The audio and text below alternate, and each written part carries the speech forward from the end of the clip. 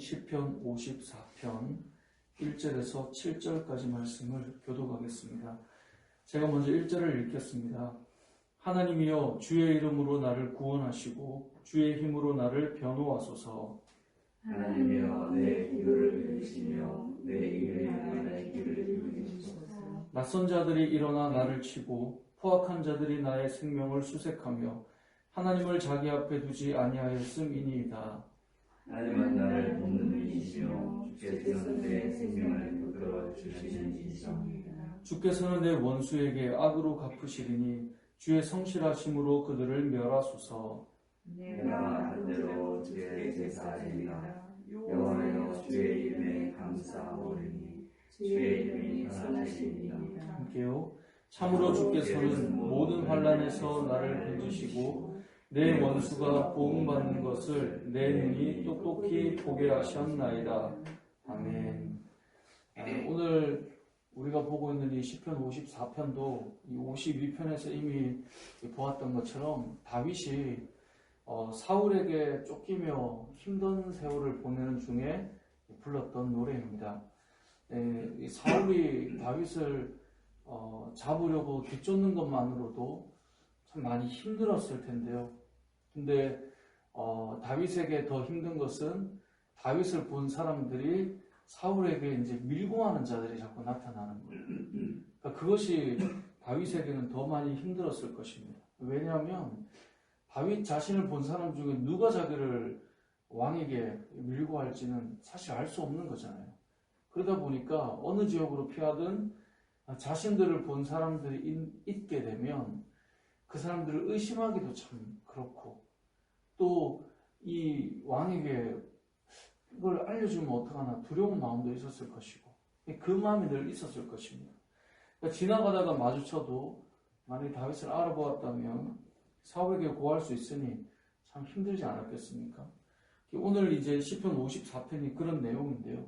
이 표제를 보면 10사람이 사울에게 이르러 말하기를 다윗이 우리가 있는 곳에 숨지 아니하였나이까 하던 때에 이 노래를 불렀죠. 다윗이 피하던 중에 이제 10광야로 들어가게 되는데요.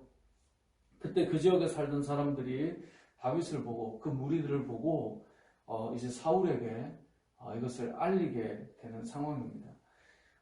그리고 3절에 보면 이렇게 말씀하죠.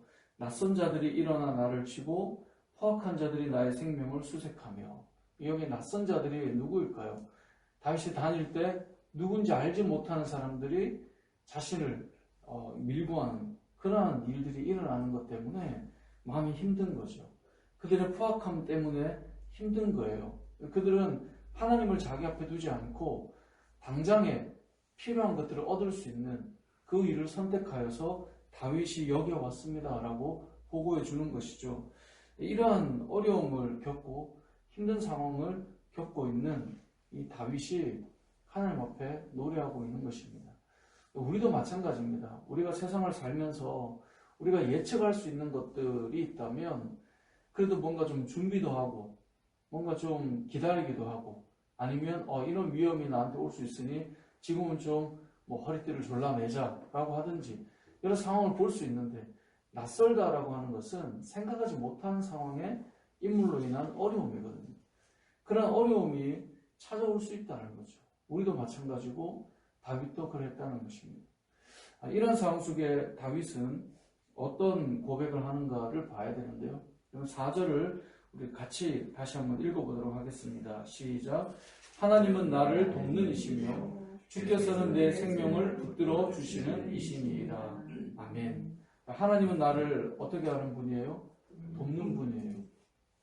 그래서 이러한 낯선 자들이 일어나 나를 치고 포악한 자들이 나의 생명을 수색하고 나를 힘들게 하지만 다윗의 고백은 뭐냐면 하나님은 나를 돕는 분이십니다.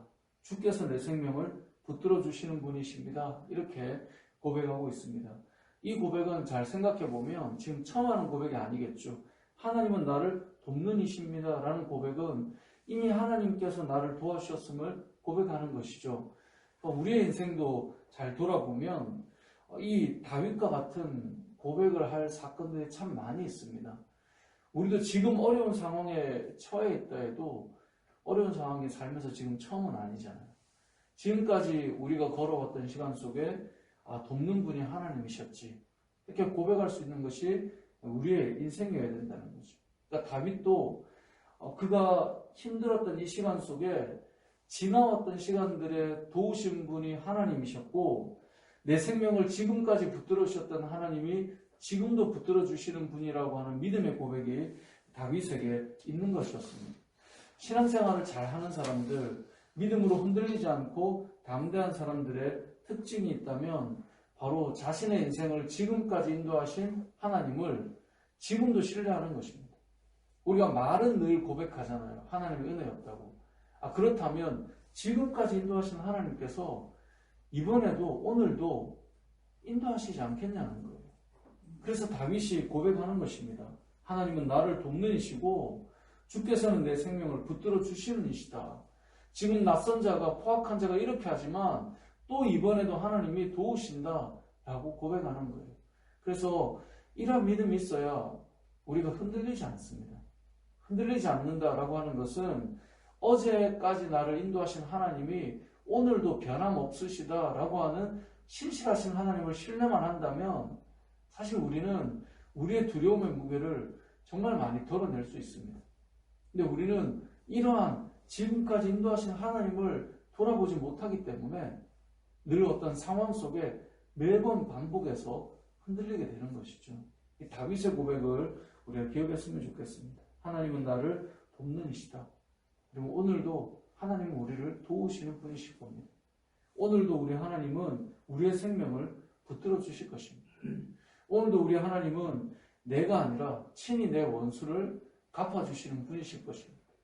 우리는 우리의 가야 될 길을 가면 되는 것입니다. 자, 이렇기 때문에 오늘 본문에서 또 하나 보게 되는 광경이 뭐냐면 6절에 나오는 내가 낙헌제로 주께 제사하리이다 라고 하는 이 모습을 볼 수 있는 것입니다. 낙헌제는 무엇입니까? 하나님 앞에 감동이 되어서 기쁨이 있어서 자발적으로 서원하며 자발적으로 결단하며 자발적으로 감사하며 드리는 것이 낙헌제입니다. 흔히 우리가 낙헌제를 드린다라고 한다면 사실 좀 평안할 때, 어려움이 없을 때, 어떤 일이 잘 마무리되었을 때, 아니면 어떤 일을 시작하며 미리 기대할 때, 이럴 때 낙헌제를 드리죠. 근데 오늘 본문의 상황은 지금 계속 쫓기는 상황이고 어려운 상황이고 힘겨운 상황인데 하나님 앞에 감사의 제사를 올려드리겠다라고 하는 다윗의 고백이 이 안에 나오는 것입니다.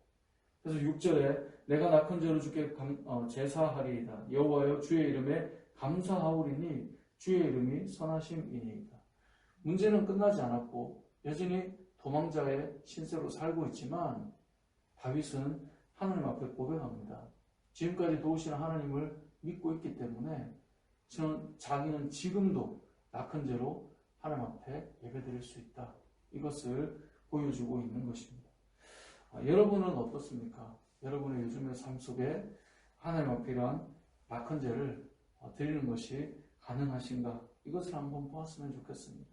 삶이 많이 고단하고 피곤한데 그래도 한 주간을 지키신 하나님 앞에 감사의 제물로 예배를 드리며 때로는 고통 가운데 있고 힘겨운 가운데 있지만 신실하신 하나님을 믿기 때문에 낙헌제로 제가 나갑니다.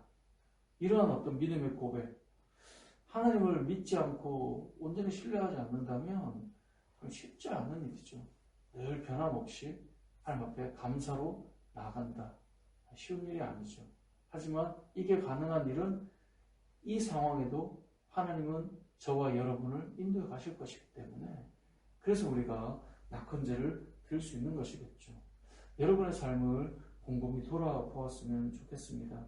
기름을 부으셨고 왕으로 세우실 것이라고 약속하셨고 그를 통하여 이스라엘 나라가 하나님의 나라로 세워질 것을 약속하셨는데 지금 형편은 그게 아니잖아요.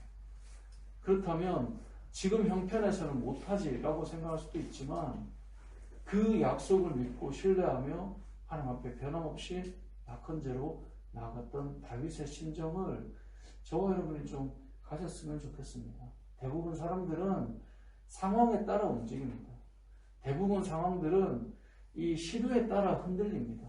대부분 사람들은 현재 나의 그 모습 속에 자신의 신앙을 고스란히 나타내며 살아갑니다. 그것도 귀합니다. 하지만 아니 이 상황의 낙한죄를 이것을 좀 생각해 보았으면 좋겠습니다. 여러분 지금 그 상황인데 교회가 예를 들면 뭐 코로나 때문에 이런 상황인데 아니면 내 삶이 요즘 같은 시국에 이런 어려움이 있는데 아니 이 상황에 낙한죄를 다윗이 보이고 있는 이러한 믿음의 고백과 감사의 모습이 저와 여러분의 삶 속에서도 나타날 수 있기를 소망합니다. 그렇게 되기 위해서 필요한 것은 하나님께서 우리를 붙들고 계신다라고 하는 이 사실을 믿을 때 이건 가능한 것입니다. 옆에서 믿음을 강요해서가 아니라 내가 그 믿음 가운데 서게 될 때 우리는 이 길을 갈 수 있게 되는데 여러분의 인생, 또 여러분의 가정, 또 여러분의 자녀들, 또 우리의 교회, 내가 속한 모든 하나님께서 약속하신 지금 그 일터의 현장, 하나님께서 이끌어 가신다라고 하는 그 믿음 가운데 하나님을 신뢰하고 하나님 앞에 낙헌제로 나아가는 다윗처럼 살아가는 저와 여러분 되시길 주님의 이름으로 축복합니다.